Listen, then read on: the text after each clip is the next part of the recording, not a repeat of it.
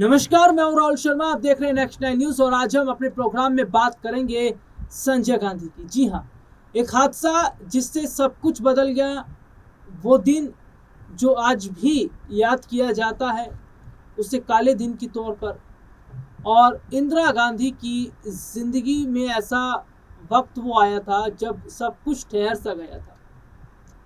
23 जून 1980 उस दिन दिल्ली में गर्मी का प्रकोप अपने चरम पर था। सबको बारिश का इंतजार था। आग उगलते सूरज से बचने के लिए दिल्ली सुबह अपने काम धंधे पर निकल रही थी। सब कुछ सामान्य ही था कि अचानक से दिन में 1-1:30 बजे खबर आई जिसने सबके पैरों के नीचे से जमीन को खिसका दिया। कांग्रेस के नेता और प्रधानमंत्री इंदिरा गांधी के छोटे पुत्र संजय गांधी की एक विमान हादसे में जान चली गई। उनका राम मनोहर लोहिया अस्पताल में पोस्टमार्टम हुआ। अगले दिन यानी 24 जून को संजय गांधी की अंत्येष्टि हुई।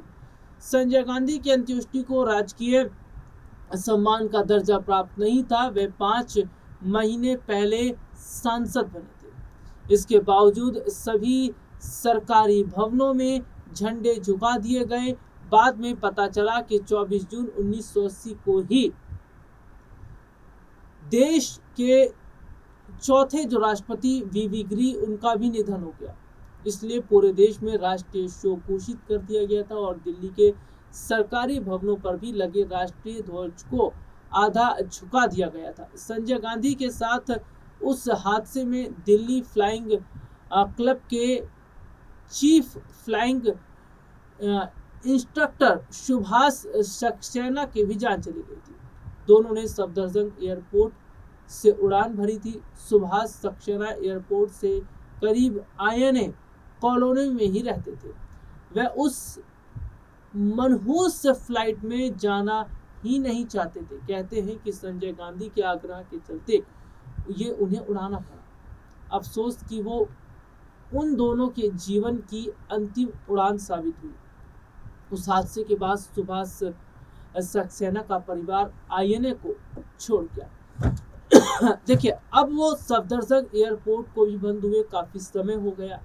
इसे सुरक्षा कारणों से 2002 में बंद कर दिया।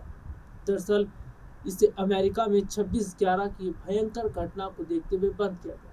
शायद ही दुनिया के किसी अन्य शहर का कोई हवाई अड्डा इतनी आबादी और आवासीय कॉलोनियों के बीच स्थित है। नई दिल्ली के 10 मार्च 1931 को विधिवत उद्घाटन से 2 वर्ष पहले 1929 में ही इसकी स्थापना हुई थी। तब इसका नाम जो है वो विल्डेन एयरफील्ड था। देश के आज़ाद होते ही इसके नाम पर दिया गया सफदरजंग एयरपोर्ट। संजय गांधी की अकाल मृत्यु के बाद लक्ष्मीबाई नगर में संजय गांधी झील बनी।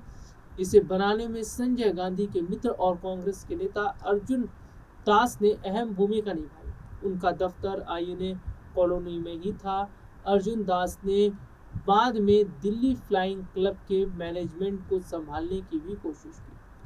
दरअसल उनकी आईएनए मार्केट में कार रिपेयरिंग की वर्कशॉप थी। अर्जुन दास अपने धंधे के साथ साथ कांग्रेस की राजनीति में भी सक्रिय हो गए।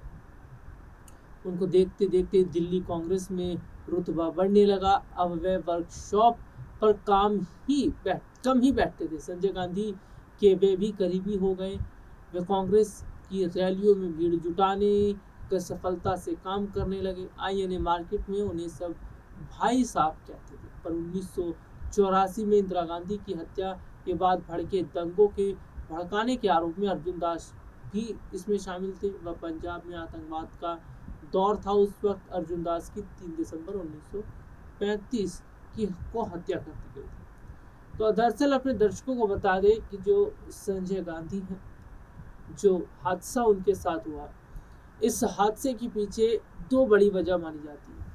एक कि संजय गांधी को उस प्लेन में नहीं बैठना चाहिए था, क्योंकि जो उड़ा रहे थे प्लेन, जो कैप्टन थे, उन्हें इस बारे में पता था कि ये ठीक नहीं है और इसे उड़ाना भी ठीक नहीं है।